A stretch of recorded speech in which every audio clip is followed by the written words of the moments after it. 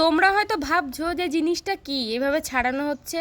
আসলে এটা হলো একটা ঔষধ, যেটা আমার বাবা তোমাদের সঙ্গে শেয়ার করতে চাই। যাই হোক, এটা কলা গাছের ভেতরে যে থোড় থাকে না, এই থোড়ের ভিতরে একটা কি জানি থাকে সেটা। তো এটা পরিষ্কার করে দিল বাবা, তারপরে আমি কুচি কুচি করে, মানে আদা যেভাবে কাটে সেভাবে কুচি কুচি করে কেটে নিলাম।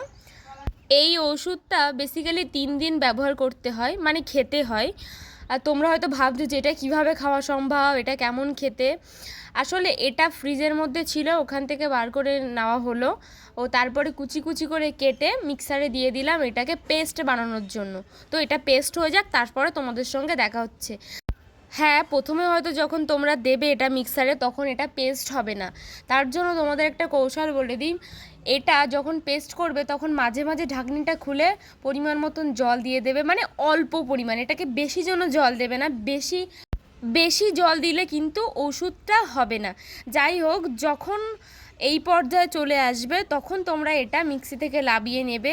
তারপর একটা ছেঁকনির সাহায্যে গ্লাসের ভিতরে ভালো করে সেঁকে নেবে এটা। যাই হোক, এর ভিতরে একটু লবণ দেওয়া হয়েছিল, সেটা সেই ক্লিপটা আমার কাছে নেই, ওই জন্য তোমাদের সঙ্গে শেয়ার করতে পারলাম না। পরিমাণ মতো, মানে 1 চিমটি ভাজা লবণ একটুখানি দেবে, বেশি দেবে না। যেহেতু এটা কলা গাছের থোড়, তো এর কোনো স্বাদ হয় না, কষই হয়, তোমরা জানো। তো এই যে রেডি হয়ে গেল, এবার আমার বাবা এটা খাবে। হ্যাঁ, তোমরা হয়তো ভাবছো দিদি তুমি তো বললে এটা ওষুধ, কিন্তু কী রোগের ওষুধ?